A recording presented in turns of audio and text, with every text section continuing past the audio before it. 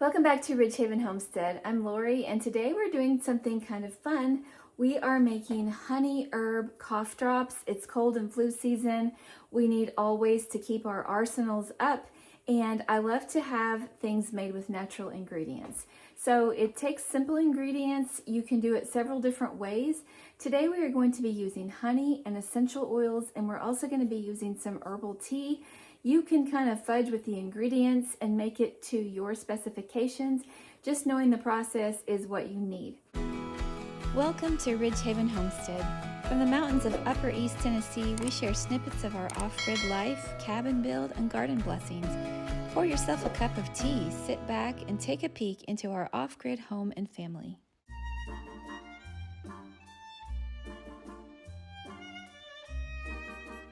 So we're starting out with honey, and if you can get honey from your own area, some of the pollen in it from your local area, that will help you with seasonal allergies, and it will help you fight the cold and flu season. What we're going to start out with, we're going to infuse a tea blend, and today I'm going to be using 2 packages of traditional medicinal throat coat. And I'm going to be using 1 packet of Tulsi Immune Daily from Organic India. I love to use the Tulsi tea. We grow Tulsi or holy basil in our garden, and this is just a nice blend. It has a few other spices that make the flavor really nice. So we're adding this for flavor and immune benefits. And then the throat coat is very good for soothing a sore throat. It's a wonderful tea that I like to keep on hand. I'm going to start out by just putting these in my measuring cup, and I have water already boiling. We are going to steep these in 1/2 cup of boiling water. 1/2 cup of water is not very much for steeping your tea or making a strong concentration. We don't want to have a lot of extra liquid because we're going to have to boil this off in the next phase anyway. So set this aside, cover it up, and let it steep for 20 to 30 minutes. While that's steeping, let's go ahead and talk about our other ingredients. We've already talked about the honey, and it's very sticky. We're going to use 3/4 cup of honey. If you can get organic honey that's raw, you can even use Manuka honey if you can get your hands on some. It has some great medicinal benefits. This is some local honey that we got from a beekeeper in our area. I don't know if I have quite 3 cups in here, so I might have to add to this honey with some more from a different bottle. We're going to try to let that drain to the side while I tell you about the other ingredients. Now, what you're going to need also for this recipe, before we talk about the ingredients, you're going to need a sturdy saucepan that you can use for your honey. This one that I have has a good bottom, but it's kind of wide. I think I'll use this small one instead because it's a little bit deeper, and that way everything can go up a little higher, because we are going to want to be checking the temperature with our candy thermometer.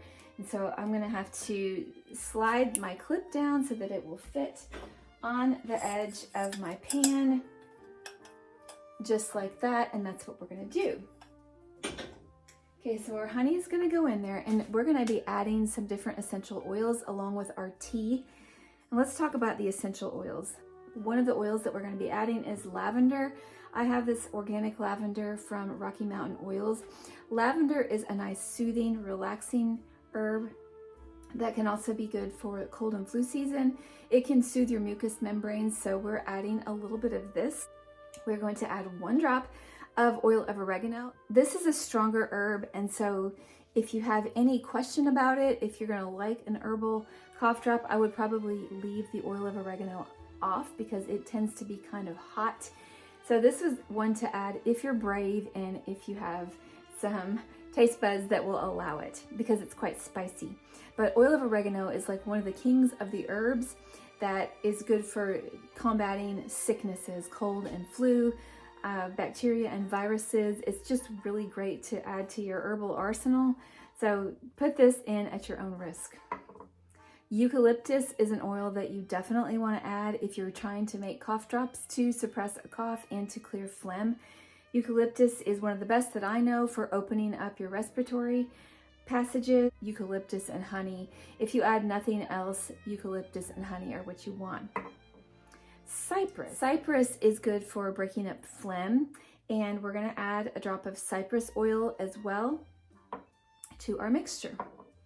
The next ingredient we're going to add is frankincense. This is sacred frankincense. It's a very highly valued herb. I don't know if it's an herb. Frankincense. It might be a wood. Anyway, it's very good for your immune system. It's also very soothing, and so we want to definitely add this to our cough drops. Okay, peppermint is one that we're going to add. Everyone knows the cooling effects of peppermint. It just feels good when your throat is sore. Of all these essential oils, we are going to total 8 drops. So I will probably double up on the eucalyptus and the peppermint. Those are kind of my favorites because of the flavor. The other ones we can add a little bit less of.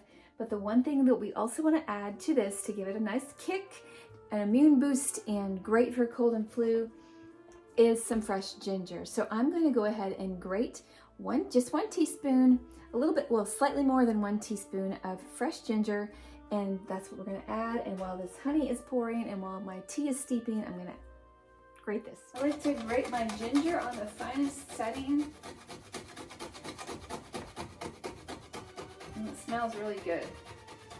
Ginger is really, really great for opening up your sinus passages, your mucous membranes. It's very good for just kind of cleaning your whole system out, which is definitely what you want if you have a cold.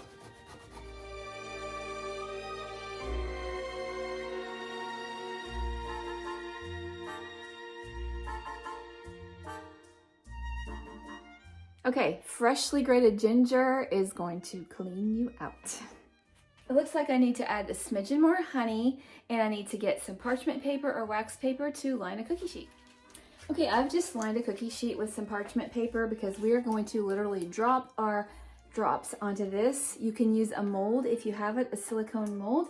I'm just going to do it the simple way.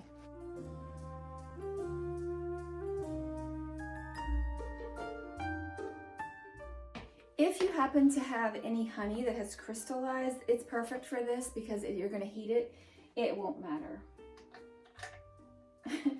As I shake down some crystallized honey into here already. This is a little bit crunchy honey. And I wasn't planning to tell you this, but if you have some honey that is trapped in your bottle because it is crunchy, you can heat it slightly by putting it in some warm water, your whole bottle, and it will loosen up that honey. This is sticky business. Okay. I'm going to add my ginger straight to my pan. I may have slightly more than a teaspoon, but that's okay. It'll just be extra spicy. And then I'm going to add my honey to my pan.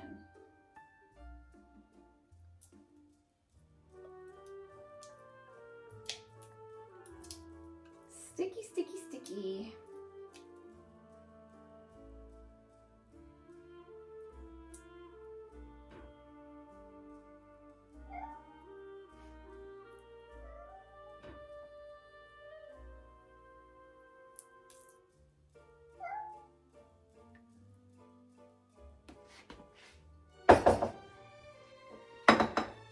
Give that a good stir.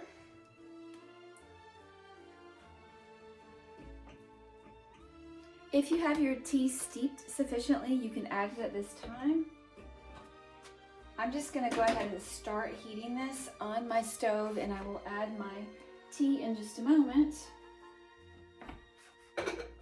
What you do not want to do is add your essential oils yet. You are going to want to wait on your essential oils until you have gotten your honey boiled sufficiently and gotten to the right stage, and then at the very end, that's when you add your essential oils. So I'm going to cook this on a medium flame until it starts bubbling, and then I'm going to turn it down a little bit and just keep it simmering until it reaches 300 degrees. And this will take a little while. It will take about 30 minutes probably to get to that point, so I won't film the whole thing. At the proper time, you're going to want to take your tea bags and squeeze them out really well.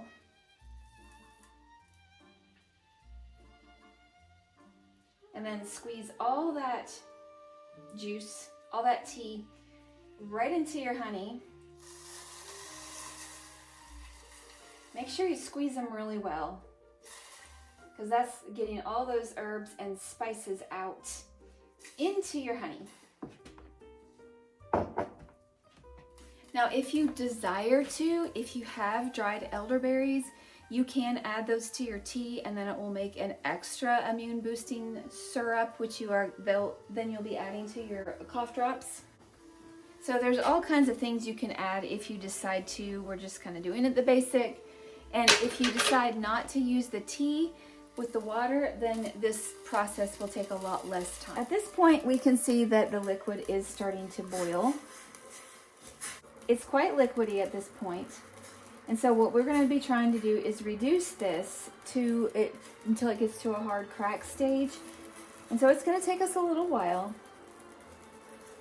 And then we also want a lot of this water to evaporate so that we just get a nice thick product. You can see it boiling.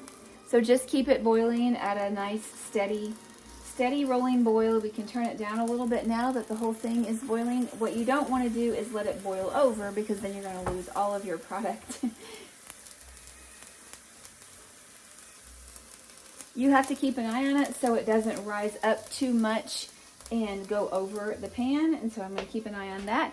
But I will see you in about 30 minutes when we have this boiled down and good and sticky. It takes quite a while for the bubbling mixture to reach 300, but then once it does, it tends to want to climb a little bit higher pretty fast. So keep an eye on that thermometer. Sometimes it may take a little bit longer. And here I have my flame up a smidgen too high because it almost boiled over. Thankfully, it didn't. So when you turn off your flame, then you can add your essential oils, 8 drops total, and then after that you can take a teaspoon and drop your mixture by teaspoonfuls onto parchment paper. While you do need to move fairly quickly, if you let this mixture cool for just a little bit, it's a little bit easier to spoon out. It becomes slightly thicker and more scoopable. Once your cough drops are almost set but still a little bit warm, there's an optional step that you can take. You can take your slightly warm cough drop circles and roll them into a more cough drop typical shape if you like to. You don't have to. If you wait too long, your cough drops will be quite brittle and easily able to snap, and then you've waited too long. It's not a big deal. So you can either have them as round discs, like I have made many of these, or roll them into a shape. Of course, if you have the silicone molds, that will be something that you just scoop them in and leave them until they're hard, and you don't have to worry about that shaping. So it's completely up to you.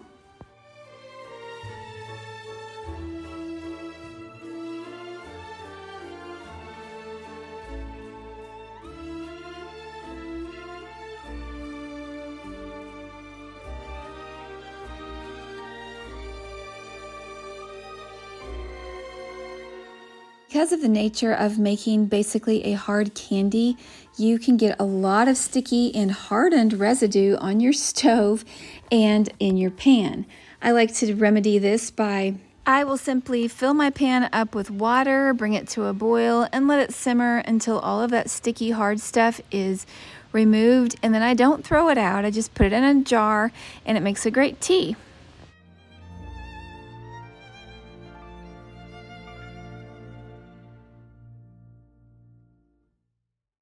To let your cough drops harden good and hard. If you got them to 300 degrees, that will be the hard crack stage, and they will literally crack when you try to break them. While they're still warm, you can roll them up a little bit if you're careful, but you can also burn your fingers, so it's not necessary.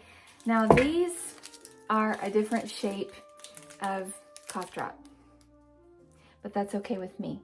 Some of these are flat circles, and to have this cough drop in your mouth would be kind of a big thing, so I would probably break it in half, and it shatters nicely.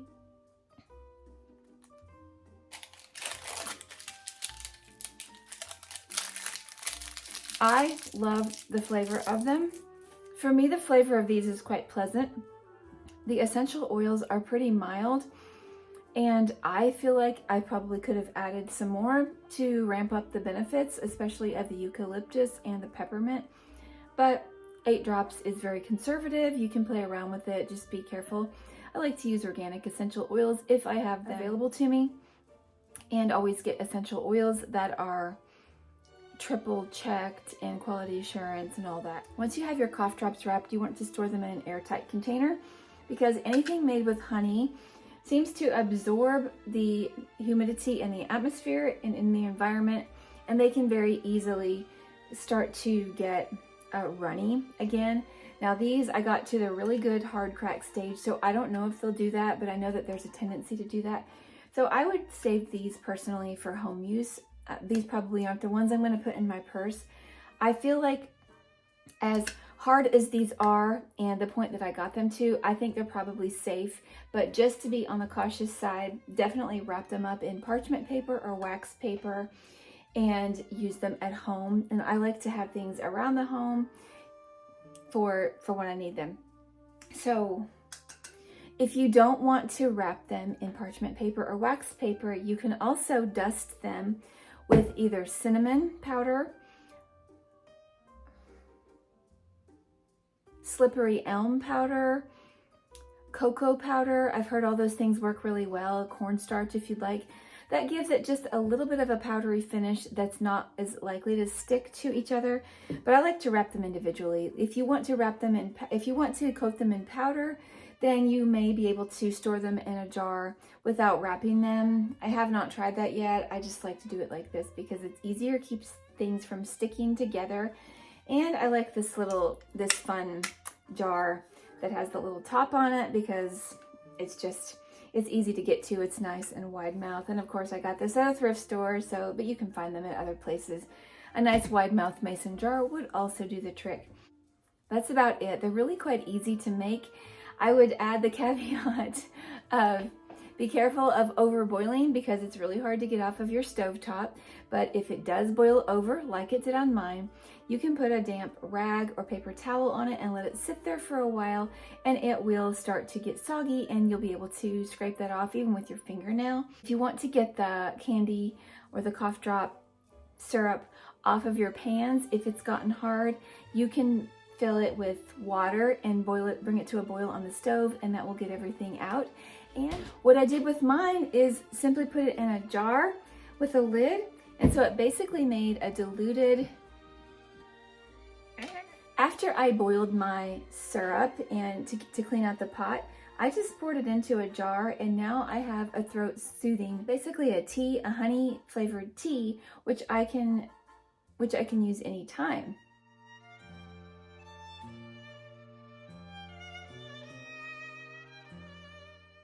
That's really good.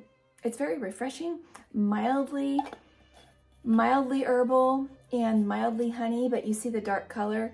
It suggests that it probably has a lot more honey than it looks like, but it's not very sweet. It's almost like a maple syrup water that you get from a tree with a little added benefit of some herbs.